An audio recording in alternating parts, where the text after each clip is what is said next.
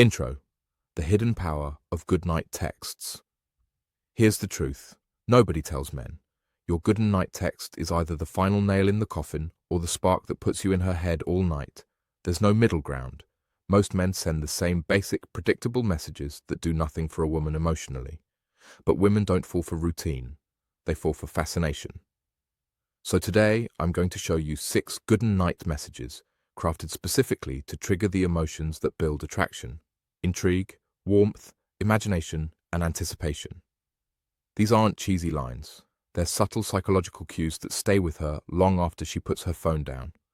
If you want to stop blending in and start leaving an imprint, don't skip this. Most men think a goodnight text is a sweet gesture, but for women, it's usually the moment their mind shifts into a different world. When a woman lies down at night, she enters a mental space where everything becomes quieter, more vivid, more internal.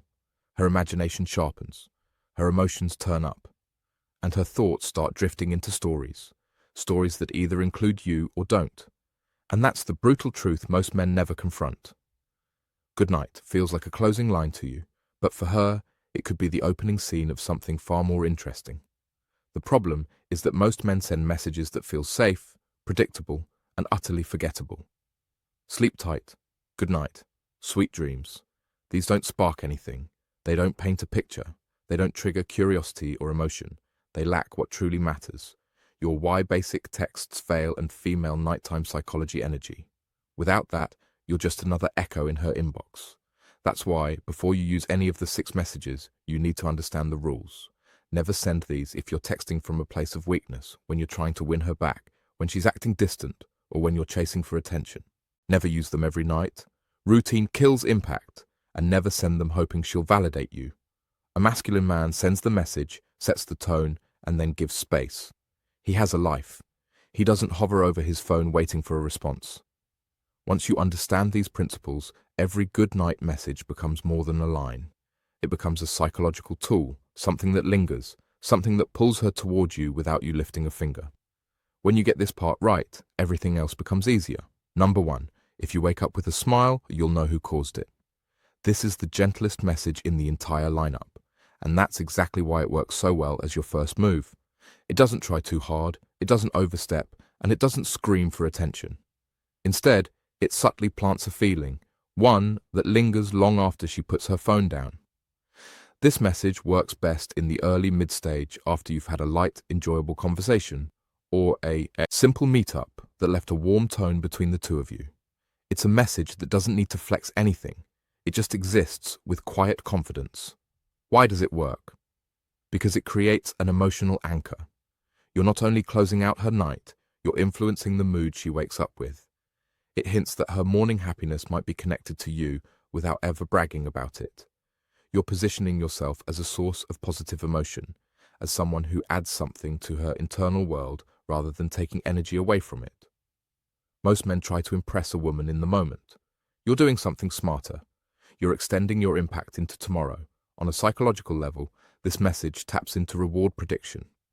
Humans naturally anticipate whatever they associate with pleasure, warmth, or emotional uplift. When you imply that her smile the next morning might be tied to you, her brain. Essential rules before sending. Avoid these mistakes. Makes that connection automatically. If she does wake up smiling, even for a completely unrelated reason, your message becomes the first mental file that opens. That's how anchors work. They turn into micro-reminders of you. Now, imagine her actual experience. She wakes up, stretches, maybe laughs at something she remembers, and before she even checks her phone, a thought slips in. Was that because of him? That's the exact moment you've created. Subtle, powerful, completely effortless. But here's where men mess this up. Don't add heart emojis. Don't overplay the sweetness. Don't send it too early when the connection isn't there. It'll feel forced, and never follow up the next morning asking, "So, did you smile?" That instantly kills your frame. A grounded man doesn't chase confirmation. He lets the moment breathe. If she responds playfully, teasing you, keep your tone relaxed. Something simple like, "Glad to hear it," or "I'll take the credit," keeps your energy masculine and steady. The point isn't to prove anything. It's to let her feel something and leave space for her to come toward you. Number 2, good night. I hope your pillow isn't jealous that I'm not there. This is where the tone shifts from gentle to playfully intimate. Not sexual, not aggressive, just enough warmth and humor to slip into her mind and stay there. This message works beautifully in the mid-stage when there's already some flirtation, a bit of teasing, or a shared joke or two. You're not forcing message number one, gentle emotional anchor anything. You're simply adding a spark that most men never dare to create. The magic of this line lies in one thing, visual imagery. The moment she reads it, her brain paints a picture whether she wants to or not. Her lying in bed, her pillow beside her, and the subtle implication of you possibly being there. It's innocent, but the image lands. It's intimate, but not explicit. And it works, because it lets her imagination do the heavy lifting. Humor plays a huge role here too. Women relax when they laugh. When you use a line that blends charm with light mischief, you immediately feel safer, more human, more enjoyable to interact with. The jealous pillow angle is clever because it personifies something harmless, letting you imply closeness without crossing lines. You're hinting at a presence without claiming it. You're planting a thought without invading her space. From a psychological standpoint, nighttime is one of the most private environments a woman has. Her room, her bed, her body unwinding from the day. Dropping a playful image into that exact setting makes you stand out in a way no sleep-type message ever will. You're speaking the language of suggestion, not demand. But timing matters. If you send this too early, before any flirt energy exists, it'll feel like a leap. That's when it becomes cringe, not clever. This message shouldn't be your attempt to regain control when things feel off. You don't use it from a place of desperation. You use it when the dynamic is already warm. Picture what happens when it lands well. She smirks at her phone, maybe takes a screenshot and sends it to her friend with a, "Okay, this is actually cute." That's when you know you're becoming more than a contact. You're becoming a topic. And if she fires back something like, "My pillow is loyal, don't worry, you stay calm and charming. Blame your pillow. I'm innocent." No overthinking, no over-explaining, just grounded, playful confidence. Number 3. Good night. I'll try not to show up in your dreams, but no promises. This is where you start tapping directly into the strongest psychological lever women possess, imagination. If the previous message played with visual humor, this one plays with mental imagery, subtle, suggestive. Message number 2, playful intimacy and visual imagery, and effortlessly memorable. It works best in the early, mid, or solid mid-stage when the connection is already warm and you've shared enough banter for this kind of playful confidence to feel natural rather than presumptuous. The beauty of this message lies in its structure. The first half sounds polite and normal. Good night. But the second half flips the script completely. I'll try not to show up in your dreams is already a seed planted gently into her subconscious. You're inserting yourself into the exact place where her thoughts get the most vivid, the most emotional, and the most unfiltered. Then you add, but no promises, which is the real hook. It's cheeky, it's bold, it's a challenge wrapped in a smirk. It suggests that even if you try not to appear in her dreams, your presence might still slip in. Confident without bragging. Psychologically, this line hits at the perfect moment, right before she falls asleep. The brain is extremely impressionable at that boundary between waking and dreaming. Whatever you mention becomes more likely to show up in her thought stream. No, you're not hypnotizing her, but you're leveraging a very real cognitive truth. The mind tends to follow the last cue it receives before shutting down. You're simply giving her a cue that feels intriguing, warm, and a little mysterious. The key is subtlety. You're not describing the dream, you're not hinting at anything physical, you're not sexualizing the moment. You're simply letting her imagination wander on its own. And that's what makes it powerful. She fills in the blanks. Not you. The less you say, the more her mind does. Of course, timing matters. Use this too early, and it feels like a forced flirt attempt. Use it when she's cold, distant, or barely responding, and it reads as insecurity masked as confidence. This line only works when the dynamic is already flowing. If she responds with, "Something like confident, huh?" you don't flinch. You smile mentally and stay grounded, just being honest or simply realistic, short, calm, self-assured. No essays, no explanations, no backpedaling. The purpose of this message isn't to get her to dream about you. The purpose is to make her think about the possibility. And once she's thinking about it, the battle is already half won. Number 4, good night. Let me know if I make a guest appearance in your dreams. This message takes everything from the previous one: imagination, curiosity, nighttime message, and Solo 3, tapping into her imagination psychology and pushes it one step further. But it doesn't do it by being bolder or more suggestive.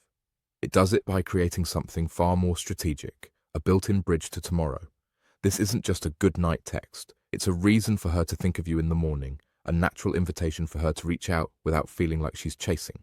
That's why this line works best in the mid-stage, especially after a day where the vibe between you two has been consistently good. What makes this message powerful is the narrative it subtly introduces.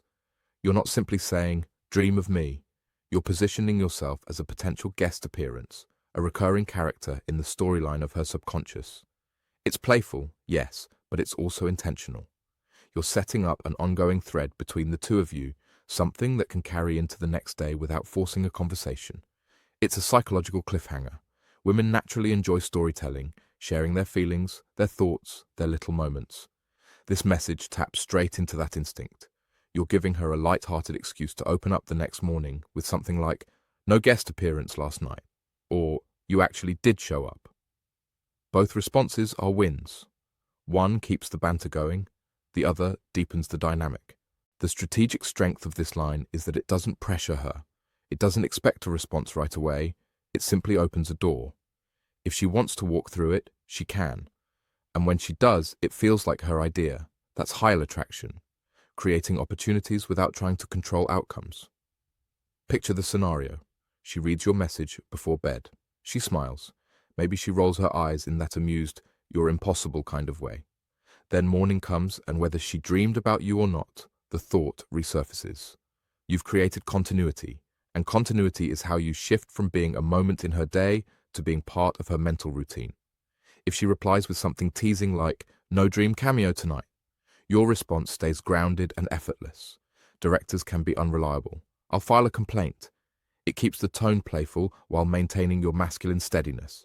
Just don't make the fatal mistake of asking the next morning, "So, did I?" That flips the frame and puts you in validation-seeking mode. A man who understands his presence doesn't chase proof of it. This message positions you not as a temporary message number 4, built-in bridge to tomorrow thought, but as a character she expects to see again, subtle, fun, and unforgettable. Number 5, rest well, but don't smile too much tomorrow thinking about me. This is the confidence flex of the entire list, the line that separates you from every man who's still trying to play it safe. You don't ask for attention, you don't beg for it. You assume it lightly and playfully the way a grounded man does. This message shines in the mid-late stage when chemistry is already established. When she's shown clear signs, she enjoys your presence, your humor, or your energy.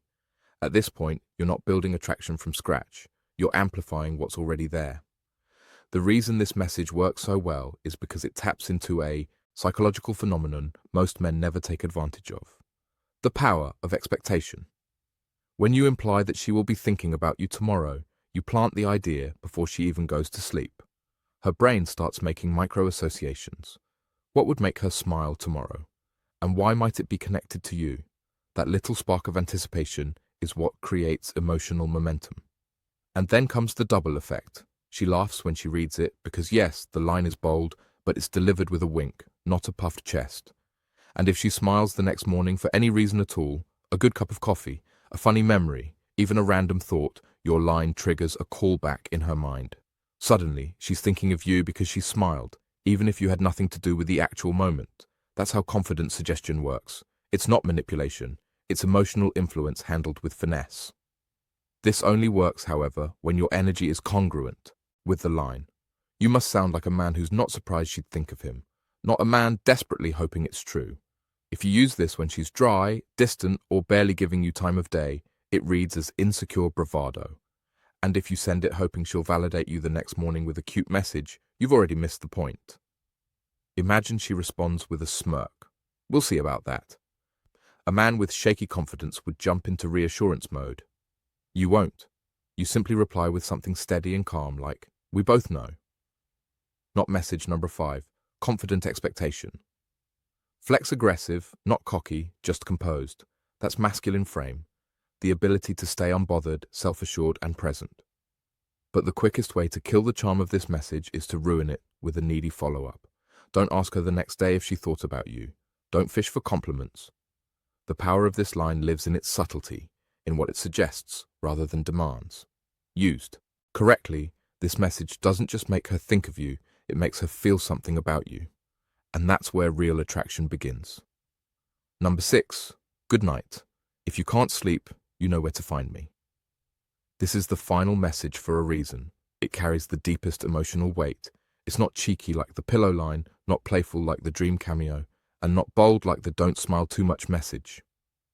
This one rests entirely on connection, presence, and masculine calm. It's an invitation that doesn't push, a door that stays open without needing her to walk through it.